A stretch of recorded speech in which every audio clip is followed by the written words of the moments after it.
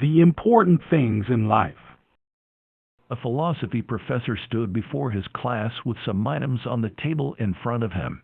When the class began, wordlessly he picked up a very large and empty jar and proceeded to fill it with rocks that were about 2 inches in diameter. He then asked the students, Is the jar full? They all agreed that it was. The professor then picked up a box of pebbles and poured them into the jar. He shook the jar lightly.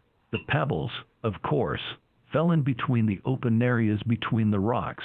He then asked the students again, Is the jar still full? They all agreed it was. The professor then picked up a box of sand and poured it into the jar. And of course, the sand filled up the remaining open areas of the jar. He then asked once more, Is the jar full? The students responded with a unanimous, Yes. Now, Said the professor, I want you to recognize that this jar represents your life. The rocks are the important things, such as your family, your partner, your health, your children.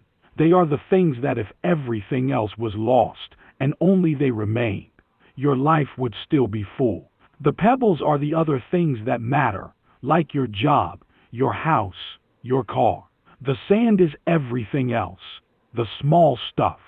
If you put the sand into the jar first, there is no room for the pebbles or the rocks. The same goes for your life. If you spend all your time and energy on the small stuff, you will never have room for the things that are important to you. Pay attention to the things that are important to your happiness. Play with your children. Take your partner out dancing.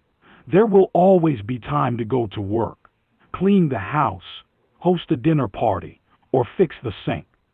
The moral of the story, take care of the rocks first. The things that really matter. The rest is just sand. Thank you for watching. Please like and subscribe.